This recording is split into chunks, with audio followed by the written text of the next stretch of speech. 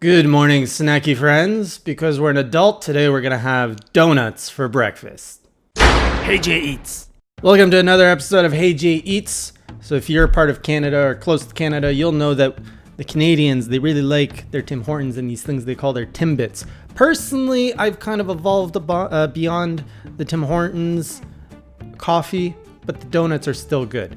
Now here we've got two Timbits flavored cereal, which is crazy because I've never seen a donut turn into a cereal, but here we are. We've got birthday cake and chocolate glaze. I've seen these in shelves for a while now, and I thought it was going to be a limited time gag, but here we are a year later and they're still being sold. So maybe there was a lost supply, maybe they actually taste good. Today we're gonna find out and give it a taste. Starting with, I think we're gonna go with chocolate glaze donuts. Now before we get started, I wanna compare it to the original thing. And starting off, these are actual Timbits from Tim Hortons. Make sure I get the English side in front for you English viewers. And we've got birthday cake Timbits as well as chocolate glazed Timbits. But first of all, let's just look at the packaging. Look at this packaging: red top, white box, little Timbits on the in the front, dancing with some legs here. Oh, they even got the legs. So on brand, 10 out of 10. See, you guys judge my cereal box opening, because I know you judge how I open everything else on this show. This is not going to open well. This is not how I usually open things, but whatever. You know what? Let's just... Who cares? We're just going to...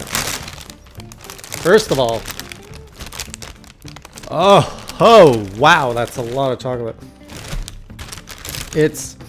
Have you ever had chocolate batter? Well, I'm sure... Okay, we've all had it through cake, but have you ever smelled... Oh man, chocolate batter before it becomes cake? It's extremely chocolatey, assuming you have chocolate batter. That's what I just said. And this, oh, that's a lot of chocolate to the face. Is this even legal to have this for breakfast? All right, first of all, here is our cereal Timbit. Now let's see how it compares to our actual chocolate Timbit. Look at that. Miniature sized to be in a cereal. One is squishy. I'm not gonna squish this one because it's gonna get messy. This one's hard. Now let's just do, actually, you know what? Let's do the dry test. Got good crunch. It's tastes like a chocolate cereal. Now this one got a little bit of crunch from that glaze around it. Very soft, very moist. This would not make a good cereal. This would make a good cereal. All right, now here we have our lactose-free milk, because I find it's much better on the digestion system. You don't get none of that lactose messing up your stomach.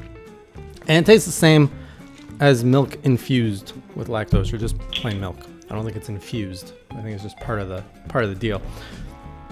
So there's a few different things here. First of all, we gotta let the milk soak. You gotta get that perfect. You can't just dive right in. Actually, we will dive right into it. So there's the pre 30-second cereal moment, which you need. This is when the milk pretty much hits the cereal. It's a different experience than what we're gonna get in a minute. So we're gonna do this first. This tastes nothing like donuts. It's just chocolate cereal. Tastes nothing like this donut I just had. It's like Cocoa Pebbles or Nesquik cereal. And I can even see my milk. I don't know if you can see that, probably not. It's turning into chocolate milk. Okay, now we're at about 30-second mark. Now the cereal is probably getting a little bit more mush. Let's see. Get some milk in that spoon. I fully approve of the crunch ratio. The flavoring is more subtle, which is good because the smell was so overwhelmingly chocolate. I was afraid it was gonna be a little bit too chocolatey, but no, it's a very subtle cereal. Like, you know how cereal, it always smells powerful, but then when you put it in your mouth, you're like, okay, that's not so bad. It's the same thing here. Now, these little Timbits, they're getting a little mush. They're resembling more their original figure here. They're starting to get more of that moistness and that squishiness. See, so that happens about 30, 45 second mark, maybe 47. Now we're all mush at this point. Not like mush, but donut mush. So I would recommend eating this after waiting 1 minute until you pour your milk in. And then it's gonna feel like you're eating little donuts that are smaller than actual donuts. These are actual small donuts. I know some people call them donut holes, and that's where like, that's what happens to the hole of the donut. I don't know, that's weird. And there we go. First bowl's done. At the end, your milk, which you probably can't see, turns into chocolate milk. Now let's taste this chocolate milk to see how good it is, because this is part of the cereal experience. You gotta have the soup bowl experience at the end. Yeah, it's that cereal milk aftertaste. You know, I've been to a place where they actually took that flavoring of milk infused with cereal, bathing cereal, and then they made like an ice cream bar out of it. I think it was like Fruit Loops or something. It's a pretty fancy place. And the idea sounds good until you taste it on its own without the whole cereal experience before it. And you're like, this is really not that interesting. It's because think about it. Milk is like bath after water. You know, when you've had a bath, that water is going to taste quite fresh and before you soak the human in it. But after you have a human just laying in that water, peeling all of its skin, its hair, it's like little fat cells, and you know, maybe pee in there, it's not gonna be good. You're gonna have a really gross bath water. You drink that, it's gonna taste half human. Same thing here. You've got milk, which is this delicious juice of the cow, and then you put whatever you want in there. You put some cereal. Well, now you've got all the stuff that comes off cereal that goes in your milk, and it's not the same. It's all sweet. Anyways, now we got to get into the birthday cake, but first we have to decontaminate our utensils so that we don't have too much chocolate on the. This is not how you should wash your dishes. You should use soap. You should use water. But I am on a live set, and I do not have access to such things. Birthday cake Oreo. Now, my guess is, since the first one tasted like or smelled like chocolate cake batter, this is gonna smell like vanilla cake batter or something. Okay, let's see what's in here. All right, first off, smell test.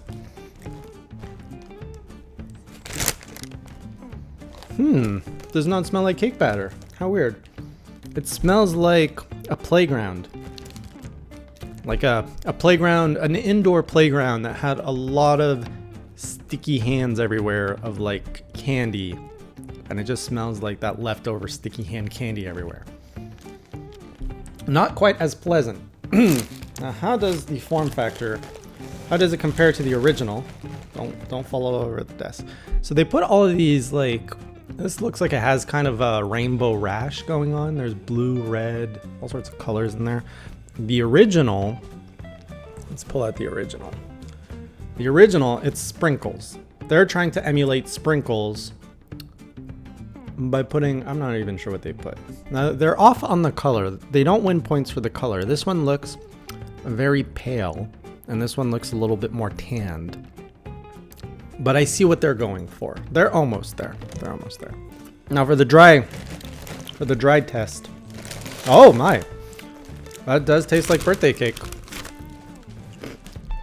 I think they captured the essence. This one has more pow. This one's like the little kid that's trying to be the older kid. And we let that go in. Let's have a spoonful of the hard stuff first.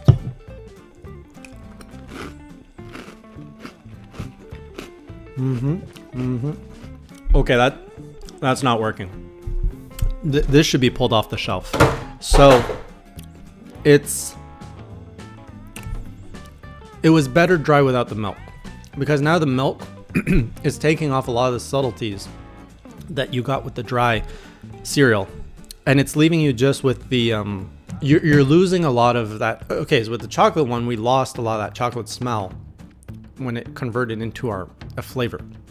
Same thing's happening here. It smells stronger than it tastes, but this one loses even more identity with the milk, that it becomes, it's not even the birthday cake, it's not even the frosting anymore, it's diluted frosting. It's like someone put water in your frosting, and that's what you're left with for your flavor. And now we're at the mushy zone, and it's just getting worse. The experience is not improving. It kind of reminds me of Corn Pops that wants to be a birthday cake, but it failed. Who's buying this stuff? I don't know who's buying this anymore. I mean, I am, but I hope nobody's buying this regularly.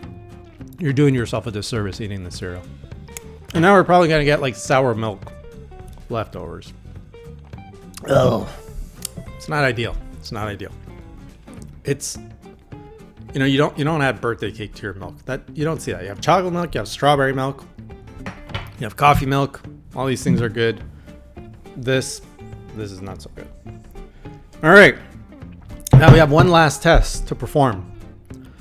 Let's see what the original would taste like. If we take the idea and we don't chicken out and try to make this form factor work. I'm talking about, you know, if you want donuts, if you want donut cereal, you put your donuts where your mouth is. This is not appealing to look at because it's turning into, I can even see the glaze like melting off the donut into the milk. But hey, if we don't experiment, okay, now we're gonna cut the donut in two because it does have an outer shell that protects it from foreign invasion. So if we cut it in two, we're making sure that the milk gets inside the donut so that we can really get that milk. In fact, it's absorbing it right now off my spoon.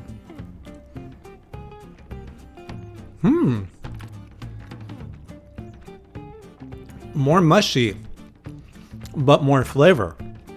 This isn't crazy. Unless you really hate wet bread, because that's what I'm eating. This is one where the milk has not been able to invade the donut. Let's see how that works.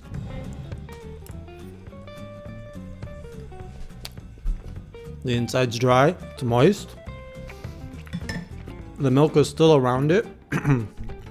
Oh. What's happening? It tastes nasty. It tastes like burning. What? And it tastes a little poisony. It tastes like what I think rubber on concrete would taste like. That was not a pleasant experience. That was not good. Okay, what happens if we break the chocolate one so that the milk can get in there? Let's get the milk going in here. I can't believe I'm eating. Anyways, let's try this. Oh man, that's really gross. The chocolate one is made differently, I think. It does not like liquids. That's not good. That's not good. All right. Final verdict. Don't have donuts for breakfast. Just leave it for your coffee like a normal person. If you insist on trying one of these and you see it out there, well, first of all, get yourself a Timbit.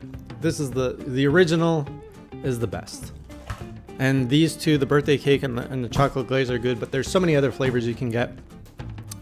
Go for the variety pack. When it comes to the cereal, the chocolate one, donuts aside, is actually a really good chocolate cereal. This one, toss that out. You don't want that. This one does nothing to bring a smile to children's faces in the morning. So do not even invest your time or energy or money, especially, in a birthday cake Timbit cereal. That's just weird. Otherwise, chocolate one, you get the Hey J approval. Thanks again for watching and joining me on this morning for some good cereal eaten. I'll see you on the next Hey J Eats, and until then, keep it snacky.